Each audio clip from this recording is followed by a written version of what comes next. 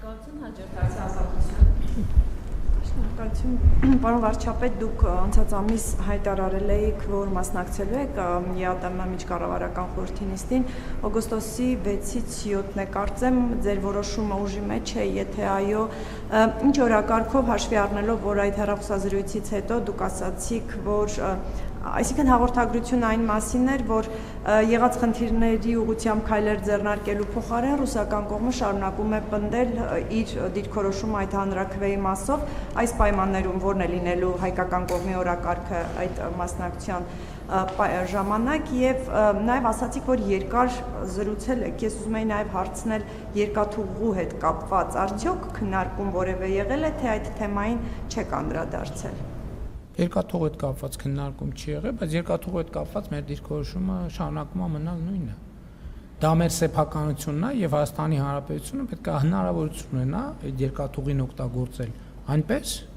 ինչպես ինքը նպատակահարմար է գտնում։ Ես ուզում եմ շատ հստակ լինել այս հարցով, այլընտրանք չկա սրան։ Բավարար չափով, բայց ոչ անվերջ։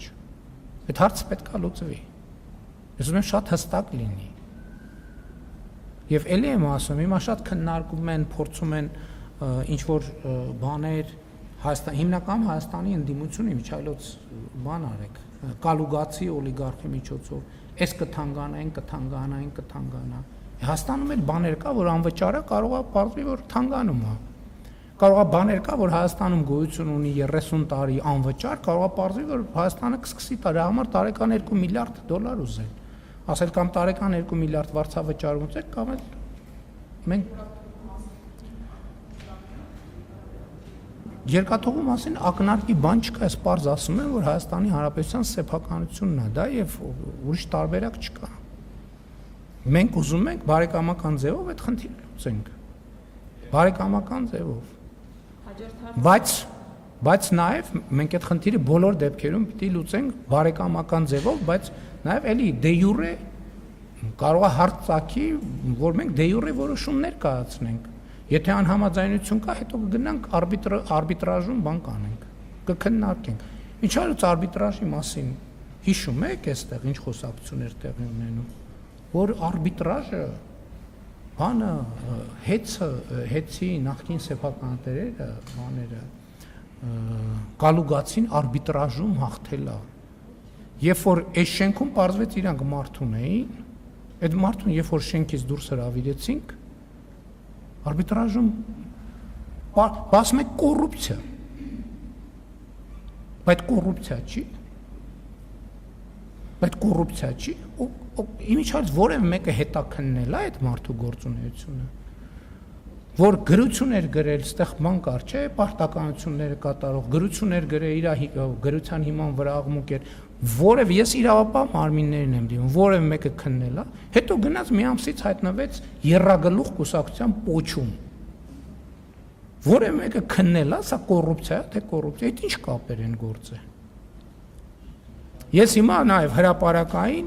առիթից օգտվելով հաղորդում եմ տալիս հանցագործության մասին հնարավոր, չգիտեմ։ Որևէ մեկի անմեղության կանխավարկածը չեմ ուզում խախտեմ, բայց ես կարծում եմ, որ կոռուպցիայի կանխարգելման հանձնաժողովն էլ իրավապահ մարմիններն էլ պետք է քննարկեն։ Ոնց կարա պարզի, որ շենքում մասնավոր ընկերության շահերը սպասարկող մարդ ա եղել, հետո գնացել է։ Պետք է ստուգվեն հաշիվները, պետք է ստուգվի ունեցվածքը։ Տենակ այդ մարդը ինչ էր անում, ստեղից բաներ լրատվական ու քաղաքական դաշտի ինֆորմացիաներ էր տալիս եւ անտրամաբանական գրություններ, հատել լրագրողները տերորի մեջ, վայ,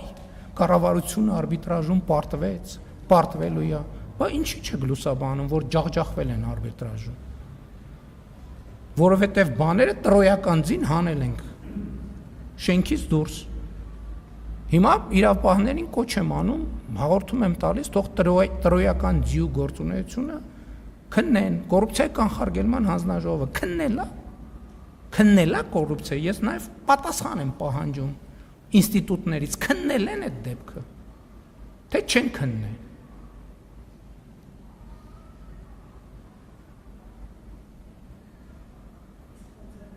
Շնորհակալություն, հաջորդ հարցն է, թե չես նույն շահերը սպասարկել, ոնց է բացել։ Այդ կառավարության դիրքորոշմանը հակասող գրություններ է գրել այդ մարդը։ Վարչապետի հանձնարարականին հակասող գրություններ է գրել այդ մարդը։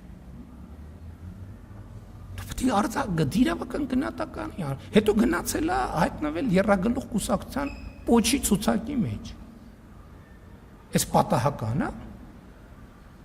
Այդ տենց պատահական, հա տենց ստացվեց։ Հետո պարզվեց Եռագլուխ կուսակցության պոչը ինչ որ տեղերից ֆինանսավորում է ստանում։ Այդ պատահականությունը ոչ մեկ չի հետաքննի դա։ Նույնիսկ պետական մարմինները եւ հետաքրքիր է իրոք ես պատասխան եմ ակնկալում կոռուպցիայի կանխարգելման հանձնաժողովը այս կոնկրետ դեպքով զբաղվել է թե չէ։ Մեր իրավապահները այս կոռուպցիայի մասին է կառավարությունից, դրանից ավելի լավ կոռուպցիա եք ուզում։ Ինչի մենք այդ մարդուն որտեղ գործ ենք տվել, հաշիվ ենք վերցրել, փող ենք ուզել, կաշառք ենք ուզել, ծանոթով ընդունվել գործի։ Մյուսը ո՞րն էր։ ԵԱՏՄ-ի օրակարգը ձևավորվում է ինստիտուցիոնալ ճանապարհով, ինստիտուտներով, բայց դա հարթակ է, որտեղ բնականաբար ես մեր օրակարգին առնչվող բոլոր հարցերը բարձրացնելու եմ։ Եվ ինչ որ ձեզ ասել եմ բրիֆինգում, ասելու եմ նաև այնտեղ։ Իսկ ինչ եմ ասել ձեզ բրիֆինգում։ Ասել եմ, որ ԵԱՏՄ-ն կաթվածահար է, չի գործում ԵԱՏՄ-ն։ Եթե ԵԱՏՄ-ի պայմանագիրը չի գործում, չի գործում ԵԱՏՄ-ն։ Եվ ԵԱՏՄ-ն դե ֆակտո կաթվածահար վիճակում է եւ կաթվածահարությունը խորանալու միտումներ է ցուցաբերում։ Եւ եթե այս հարցը արագ չլուծվի, ես 100% վստահ եմ, որ Հայաստանի Հանրապետությունը այս խնդիրը հաղթահարելու է։ ԵԱՏՄ-ն չի հաղթահարելու։